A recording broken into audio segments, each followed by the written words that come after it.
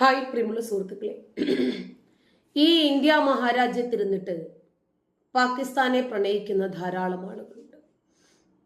പാകിസ്ഥാനെ വാനോളം പുകഴ്ത്തുന്നത് മതം മാത്രം തലയ്ക്ക് പിടിച്ച ആളുകളാണ്. കാരണം പാകിസ്ഥാൻ ഒരു ഇസ്ലാമിക് രാജ്യമായതുകൊണ്ട് ആ ഇസ്ലാമിക് കൺട്രിയോടുള്ള, മുസ്ലിങ്ങളോടുള്ള ഇസ്ലാമിന്റെ ഒരു പ്രതിപത്തിയാണ് കാണിക്കുന്നത്.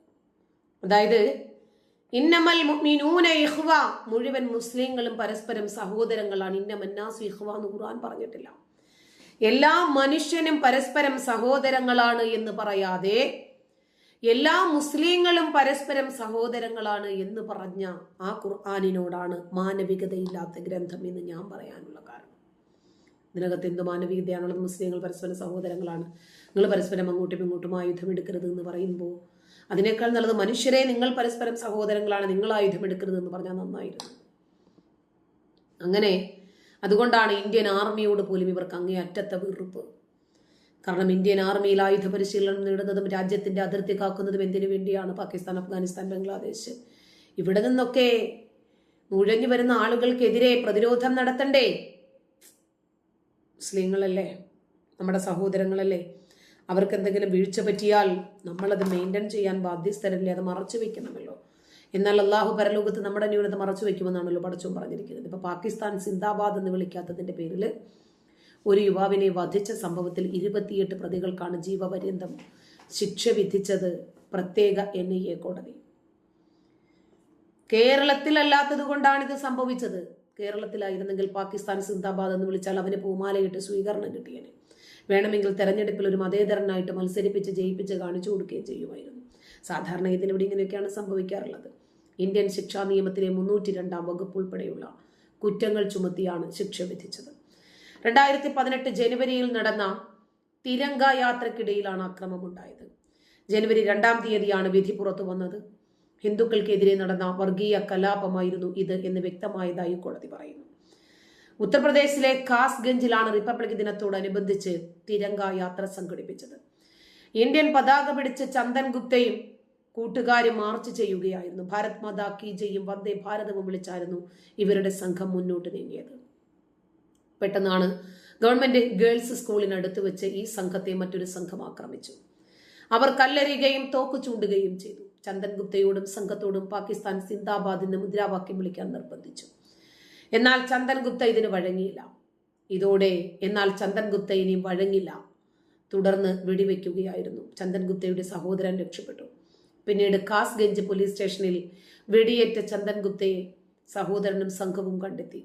ഉടനെ ആശുപത്രിയിൽ എത്തിച്ചെങ്കിലും മരിച്ചു. വേണ്ട തെളിവുകൾ ലഭിച്ചതിനുകൊണ്ടാണ് പ്രതികൾക്ക് ജീവപര്യന്തം ശിക്ഷ നൽകിയത്. രക്ഷപ്പെട്ട സഹോദരൻ ആളുകളെ തിരിച്ചറിയുകയും പോലീസിനോട് കൃത്യമായ രൂപത്തിൽ FIR-ൽ കാര്യങ്ങൾ രേഖപ്പെടുത്തുകയും കോടതിയിലെത്തി 1 ഇഞ്ച് പോലും പിന്നോട്ട് മാറാതെ തന്റെ സഹോദരനെ ഇല്ലാതാക്കി എന്നതിനേക്കാൾ ഏറെ അദ്ദേഹത്തിന് വേദന തോന്നിയത് ഈ രാജ്യത്തോട് കൂറും പ്രതിബദ്ധതയും ഇല്ലാത്ത ഒരു ജനവിഭാഗത്തെയാണല്ലോ ഈ രാജ്യം പേറുന്നത് എന്ന വേദനയായിരുന്നു. അതുകൊണ്ട് തന്നെ പാകിസ്ഥാൻ സിന്ദാബാദ് എന്ന് വിളിക്കാത്തതിന്റെ പേരിൽ എൻ്റെ സഹോദരന്റെ ജീവൻ എടുത്തവരെയൊക്കെ നിയമത്തിന് മുമ്പിൽ കൊണ്ടുവരണം എന്ന സഹോദരന്റെ ആ ഒരു പോരാട്ട വീര്യമാണ് ഇങ്ങനെ ഒരു റിസൾട്ട് ഉണ്ടാകാൻ കാരണം. ഇന്ത്യക്കകത്തുള്ളതുപോലെ ഇന്ത്യ വിരുദ്ധർ ഒരു രാജ്യത്തും ഉണ്ടാകാൻ സാധ്യതയില്ല. കാരണം അത്രയ്ക്കാണ് ഈ രാജ്യത്തിന്റെ ചോറും ഈ രാജ്യത്തിനെതിരെ പ്രവർത്തിച്ച് ഈ രാജ്യത്തോട് കൂറ് കാണിക്കാതിരിക്കുന്ന ഒരു വിഭാഗം ആളുകൾ. ഇപ്പോ നമുക്കറിയാം പാകിസ്ഥാനും ബംഗ്ലാദേശും അഫ്ഗാനും ഒക്കെ എന്താണ് ഇന്ത്യയോട് ചെയ്യുന്നത് എന്ന്. ചൈനയെ കൂട്ടുപിടിച്ച് എന്താണ് പാകിസ്ഥാൻ ചെയ്യുന്നത് നമുക്കറിയാം. ദക്ഷിണേഷ്യയിൽ ഇന്ത്യയുടെ സൗഹൃദ രാജ്യങ്ങളെ സ്വന്തം പക്ഷത്ത് എത്തിക്കുന്നതിനു വേണ്ടി, മേഖലയിൽ ഇന്ത്യൻ ആധിപത്യം ദുർബലപ്പെടുത്തുന്നതിനു വേണ്ടി 2 ലക്ഷ്യങ്ങളിൽ ഊന്നിയിട്ടാണ് വർഷങ്ങളായിട്ടുള്ള ചൈനയുടെ നീക്കങ്ങൾ. ആ ചൈനയാണ് ഇന്ന് പാകിസ്ഥാന്റെ ഉറ്റമിത്രമായിരിക്കുന്നത്. ചങ്കിലെ ചൈന ചതിക്കുമെന്ന് ആർക്കറിയാത്തത്? ഇപ്പോ മാലദ്വീപ് നന്നായിട്ട് പഠിച്ചു. ചൈന രക്ഷപ്പെടുത്തുമെന്നായിരുന്നു വിചാരിച്ചിരുന്നത്.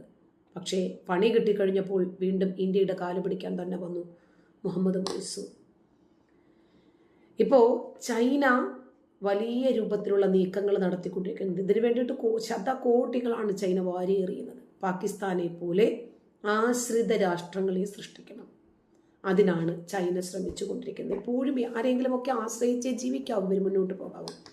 ആദ്യം ശ്രീലങ്ക, പിന്നെ മാലദ്വീപ്, ചൈനീസ് പക്ഷത്തേക്ക് ഒന്നടുത്തു. ലങ്കയിലെ ഹംബൻടോട്ട എന്ന് പറയുന്ന തുറമുഖത്തിന് വേണ്ടി കോടികൾ കടം നൽകിയ ചൈന പിന്നീട് ഈ തുറമുഖത്തിന്റെ നിയന്ത്രണം ഏറ്റെടുത്തു. ചൈനീസ് കടം തിരിച്ചടയ്ക്കാൻ കഴിയാതെ വന്നതോടുകൂടിയാണ് സിംഹള ദ്വീപിന് നിർണായകമായ തുറമുഖം നഷ്ടപ്പെടുന്നതിലേക്ക് നയിച്ചത്. പുതിയ പ്രസിഡന്റ് അനുരാഗ് കുമാര ദിസനായക കൂടുതൽ ഇന്ത്യയോട് അടുക്കാൻ താല്പര്യം പ്രകടിപ്പിച്ചതും ചൈനയുടെ ചതി തിരിച്ചറിഞ്ഞതുകൊണ്ടാണ്. ശ്രീലങ്കയിലെ ജനങ്ങൾക്കിടയിലും സർക്കാരിലും ഉണ്ടായിരുന്ന ഇന്ത്യ വിരുദ്ധ മനോഭാവത്തിന് ഏറെ മാറ്റമുണ്ടായിട്ടുണ്ട്. അനുഭവം ഗുരു. കാരണം ശ്രീലങ്കയും ചൈനയും ഒക്കെ ഇന്ത്യക്കെതിരെ ചൈനയോട് അടുത്ത് നിന്നു. പിന്നീടാണ് മനസ്സിലാകുന്നത് ചിലത് അങ്ങനെ അവരുടെ തൊടയിൽ നുള്ളു കിട്ടിയാലേ അവർക്ക് നോവൂ. ലങ്കയിലെ സാമ്പത്തിക പ്രതിസന്ധിയിൽ ഇന്ത്യ വലിയ സഹായങ്ങളാണ് ശ്രീലങ്കയ്ക്ക് നൽകിയത്.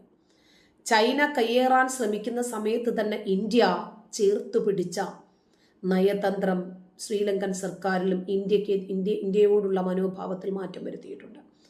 ചൈനയുടെ സഹായകരങ്ങൾ അധിനിവേശം ലക്ഷ്യമിട്ടിട്ടുള്ളതാണ് എന്ന തിരിച്ചറിവിൽ ലങ്ക ഇന്ത്യൻ പക്ഷത്ത് തന്നെ നിലയുറപ്പിക്കുമെന്ന പ്രതീക്ഷയാണ് നയതന്ത്ര വിദഗ്ധർ മുന്നോട്ട് വെക്കുന്നത്. അതുപോലെ ഷെയ്ഖ് ഹസീന ഭരിച്ചിരുന്ന സമയത്ത് ബംഗ്ലാദേശ് ഇന്ത്യയുടെ അടുത്ത സുഹൃത്തുക്കളായിരുന്നു. ഇന്ത്യൻ താല്പര്യങ്ങൾക്ക് അനിഷ്ടകരമായതൊന്നും ചെയ്യാതിരിക്കാൻ ഹസീന സർക്കാർ ശ്രദ്ധിച്ചിരുന്നു. എന്നാൽ വിദ്യാർത്ഥി പ്രക്ഷോഭം എന്ന ഓമനപ്പേരിൽ തീവ്ര ഗ്രൂപ്പുകൾ അധികാരം അട്ടിമറിച്ചതോടുകൂടി കാര്യങ്ങൾ മാറി. നോബൽ സമ്മാന ജേതാവ് എന്നറിയപ്പെടുന്ന മുഹമ്മദ് യൂനസ്, അദ്ദേഹത്തിന്റെ നേതൃത്വത്തിലുള്ള ഇടക്കാല സർക്കാർ അധികാരത്തിലെത്തിയതോടുകൂടി കാര്യങ്ങൾ മാറി മറഞ്ഞു. തുടർച്ചയായി ഇന്ത്യ വിരുദ്ധത മാത്രമായി പുതിയ സർക്കാരിന്റെ മുഖമുദ്ര. കാര്യങ്ങൾ പക്ഷേ മാറുന്നു എന്ന സൂചനകളാണ് ബംഗ്ലാദേശിൽ നിന്നും വരുന്നത്. ഒരു വശത്ത് പാകിസ്ഥാനോട് കൂടുതൽ അടുക്കുകയാണ് ബംഗ്ലാദേശ്, അതേസമയം രാജ്യത്തിന്റെ സാമ്പത്തിക നില തകർന്ന് തരിപ്പണമാകുകയാണ്. ഇതിനിടയിൽ കഴിഞ്ഞ ദിവസം Bangladesh army chief general vacant Usman നടത്തിയ ഒരു പ്രസ്താവനയാണ് ഏവരെയും വിസ്മയിപ്പിക്കുന്നത്. ഇന്ത്യ എക്കാലത്തും തങ്ങളുടെ നിർണായക അയൽക്കാരാണെന്നും അത് എല്ലാ കാലവും അങ്ങനെ തന്നെ ആയിരിക്കുമെന്നുമാണ് സൈനിക മേധാവിയുടെ പ്രസ്താവന. തിരിച്ചറിഞ്ഞിരിക്കുന്നു ഇന്ത്യ എന്താണെന്ന്. പുതിയ സർക്കാരിന്റെ പ്രവർത്തനങ്ങളിൽ സൈന്യത്തിന് അത്ര തൃപ്തിയില്ല എന്ന വാർത്തകൾ കൂടി ചേർത്ത് വായിക്കുമ്പോഴാണ് സൈനിക മേധാവിയുടെ പരാമർശത്തിന്റെ പ്രാധാന്യം മനസ്സിലാകുന്നത്. അടുത്തിടെ ഇന്ത്യ നൽകിയ അരിയും ഗോതമ്പുമാണ് ബംഗ്ലാദേശിനെ ഭക്ഷ്യപ്രതിസന്ധിയിൽ നിന്ന് താൽക്കാലികമായി രക്ഷിച്ചത്. ഇന്ത്യയുടെ സഹായമില്ലാതെ പല മേഖലകളിലും പിടിച്ചു നിൽക്കാൻ തങ്ങൾക്ക് സാധിക്കുകയില്ല എന്ന് വ്യക്തമാക്കിയ സൈനിക മേധാവിയുടെ വാക്കുകൾ മുഹമ്മദ് യൂനസിന് തിരിച്ചടിയായി. ഓരോ വാക്കിലും ഇന്ത്യക്കെതിരെ വിദ്വേഷം ജനിപ്പിക്കുന്ന യൂനസ് സർക്കാരിന് സൈന്യത്തിന്റെ പിന്തുണ കുറയുന്നത് മോദി സർക്കാരിന് ഗുണകരവുമാണ്. കാരണം ചൈന അനുകൂലമായ മാലദ്വീപ് പ്രസിഡന്റ് മുഹമ്മദ് മൊയ്സുവിനെതിരെ സ്വന്തം നാട്ടിൽ നിന്ന് തന്നെ പ്രതിഷേധമുയരുന്നത് ഇന്ത്യക്കൊരു ശുഭ സൂചനയാണ്. തുടക്കത്തിലുണ്ടായിരുന്ന ഇന്ത്യ വിരുദ്ധതയുടെ കാഠിന്യം കുറയ്ക്കാൻ മുഹമ്മദ് മൊയ്സു ഇപ്പോൾ ഏറെ ശ്രദ്ധാകുലനാണ്. ഇന്ത്യയെ സംബന്ധിച്ച മാലദ്വീപ് തന്ത്രപ്രധാനമായ ഇടമാണ്. ആരോഗ്യം, ടൂറിസം, ഈ രംഗത്തൊക്കെ ഇന്ത്യയുടെ സഹായമില്ലാതെ മാലദ്വീപിന് പിടിച്ചു നിൽക്കാൻ കഴിയില്ല. ഈ തിരിച്ചറിവാണ് മൊയ്സു സർക്കാരിനുള്ളത്. പാകിസ്ഥാൻ തുറമുഖങ്ങളുടെ അടക്കം വലിയ പ്രോജക്റ്റുകൾക്കായി വലിയ നിക്ഷേപം നടത്തിയ ചൈനയ്ക്ക് കാര്യങ്ങൾ അനുകൂലമല്ല. ഇപ്പോൾ ബലൂചിസ്ഥാൻ വിമതർ ചൈനീസ് ഉദ്യോഗസ്ഥരെയും തൊഴിലാളികളെയും ഒക്കെ ലക്ഷ്യമിട്ട് നടത്തുന്ന ചാവേർ ആക്രമണങ്ങളെ ഈ ആക്രമണങ്ങൾ വളരെ അസ്വസ്ഥമാക്കുന്ന സമയത്ത് ഇന്ത്യയാണ് ഇവർക്ക് സമാധാനമായിട്ടിരിക്കുന്നത്. അഫ്ഗാനിസ്ഥാനിലെ താലിബാൻ സർക്കാർ പാകിസ്ഥാനെതിരെ രംഗത്തെത്തിയത് ചൈനീസ് പ്രതീക്ഷകളെ ആശങ്കയിലാക്കുന്നുണ്ട്.